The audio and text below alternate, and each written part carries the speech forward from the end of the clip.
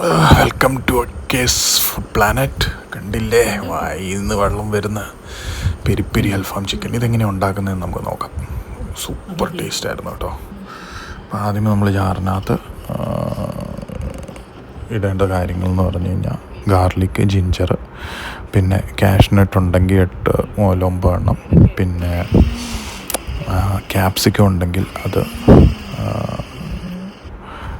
മല്ലിപ്പൊടി 1 ടീസ്പൂൺ, മുളക് പൊടി വേണ്ട, പിന്നെ ഗരം മസാല 1 ടീസ്പൂൺ, 1 ഓണിയൻ, 1 സവാള, 3 ടേബിൾ സ്പൂൺ വിനേഗരി. ഇവിടെ കാണുന്നത് ഞാൻ വറ്റൽമുളക് ചൂടുവെള്ളത്തിൽ തിളപ്പിച്ചെടുക്കുക. അതിനകത്തുള്ള ഇതെല്ലാം സോഫ്റ്റ് ആവുന്നതിന് വേണ്ടി. അതിനുശേഷം ഇത് അടിച്ച് കഴിയുമ്പോഴത്തേക്ക് ഇതിൻ്റെ പേസ്റ്റാണ് നിങ്ങളീ കാണുന്നത്. ഈ പേസ്റ്റ് നമ്മൾ 4 പീസ് ചിക്കൻ്റെ 1 കിലോയുടെ 4 വലിയ പീസാണ് എടുത്തത്. അതിലേക്ക് ഈ മസാല വരട്ടി വെച്ചേക്കുന്നുണ്ട്.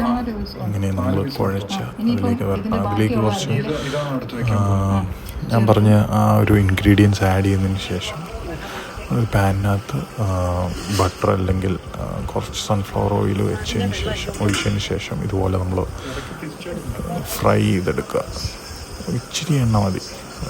നമ്മൾ വീട്ടിൽ കുക്ക് ചെയ്യുന്നതുകൊണ്ടാണ് ഇങ്ങനെ ഒരു രീതിയിൽ ചെയ്യുന്നത്. നമ്മുടെ വീട്ടിൽ ഗ്രില്ല് അവൈലബിൾ അല്ലെങ്കിൽ നമുക്ക് ചെയ്യാൻ പറ്റിയ രീതിയാണ്.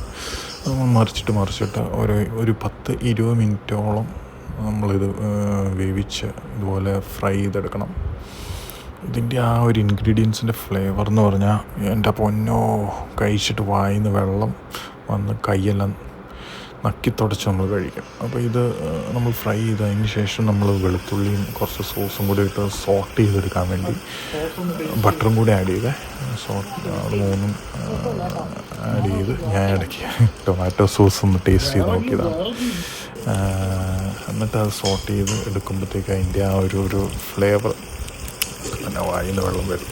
പിന്നെ അത് നമുക്ക് കുബൂസോ അല്ലെങ്കിൽ പൊറോട്ടയോ ഫ്രൈഡ് റൈസോ എന്തിൻ്റെ കൂടെ വേണമെങ്കിലും കഴിക്കാം. ഞാനത് പ്ലേറ്റിലേക്ക് വിളമ്പി. അതിൻ്റെ ആ ഒരു സോസാണ് ഏറ്റവും വലിയ ഹൈലൈറ്റ്.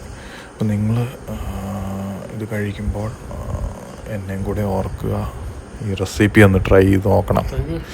മസ്റ്റ് ട്രൈ ആണ് വീട്ടിൽ. ഞാൻ എഗ് ഫ്രൈഡ് റൈസിൻ്റെ കൂടെയാണ് ഇത് കഴിച്ചത്. അടിപൊളി ടേസ്റ്റ്.